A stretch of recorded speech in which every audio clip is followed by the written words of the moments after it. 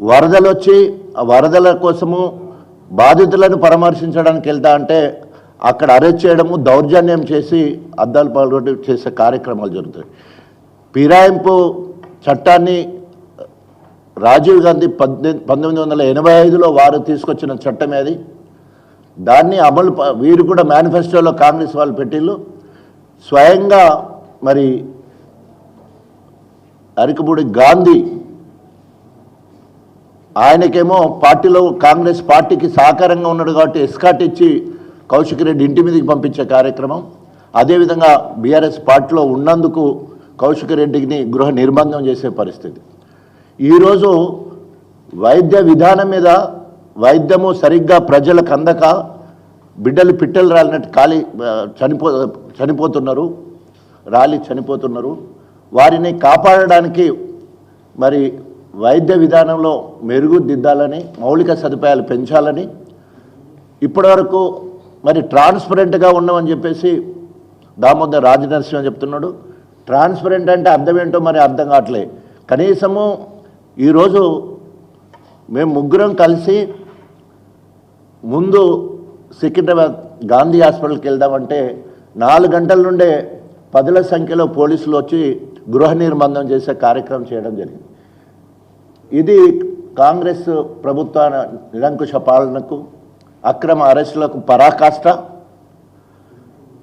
ఈరోజు ఇంద్రమ్మ రాజ్యం అంటే అరెస్టుల పర్వం, నిరంకుశ పాలన. ఏ ఒక్క దాని మీద కూడా అవగాహన లేక, విద్య మీద అవగాహన లేదు, వైద్యం మీద అవగాహన లేదు, అభివృద్ధి మీద అవగాహన లేదు, సామాజిక బాధ్యత మీద అవగాహన లేదు. ఈరోజు గుడ్డెద్దు చేన్ల పడ్డట్టు మరి ఈరోజు రేవంత్ రెడ్డి పాలన జరుగుతుంది.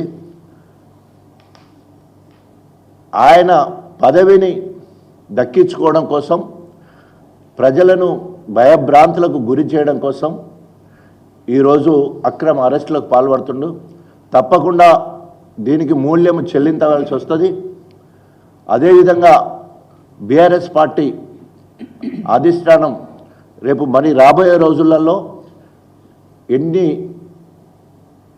ప్రజా వ్యతిరేక విధానాలు రేవంత్ రెడ్డి చేస్తున్నాడో వాటన్నిటికీ తిరిగి మేము ప్రజా పోరాటం చేస్తాం, ఉద్యమిస్తాం. ఈరోజు ఉద్యమ పార్టీ అధికారంలోకి వచ్చి 10 సంవత్సరాలు మంచి పాలన అందించినాం. భారతదేశంలో నెంబర్ 1 పాలనగా, వ్యవసాయంలో నెంబర్ 1, అదేవిధంగా మెడికల్ ఎడ్యుకేషన్లో, అదేవిధంగా వైద్యంలో కూడా నెంబర్గా ఉన్న తెలంగాణను ఈరోజు రేవంత్ రెడ్డి తన అనుచరులకు అవగాహన లేకపోవడం వల్ల, ఒకరు మాట్లాడిన దానికి ఒకటి పొంతన లేకుండా ఎవరికి వాళ్ళే హెలికాప్టర్లు వేసుకొని ఎడ్ల బండ్ల మీద తిరిగినట్టు తిరుగుతున్నారు తప్ప ప్రజలకు ఒరగబెట్టింది ఏం లేదని చెప్పేసి హెచ్చరిస్తూ, ఇప్పటికైనా వైద్య రంగంలో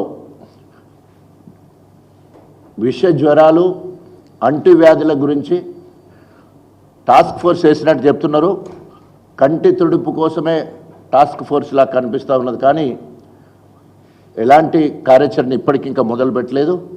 మేము డిమాండ్ చేస్తూ ఉన్నాం, హెల్త్ ఎమర్జెన్సీని డిక్లేర్ చేయాలి, యుద్ధ ప్రాతిపదికన ప్రత్యేక శిబిరాలు ఏర్పాటు చేసి, ప్రత్యేక వార్డులు ఏర్పాటు చేసి, ఆనాడు డెంగ్యూ, చికెన్ గున్యా, స్వైన్ ఫ్లూ అలాంటి వచ్చినప్పుడు ఎయిర్పోర్ట్ దగ్గర కూడా అక్కడ కూడా స్క్రీనింగ్ చేసే పరిస్థితి ఉండే.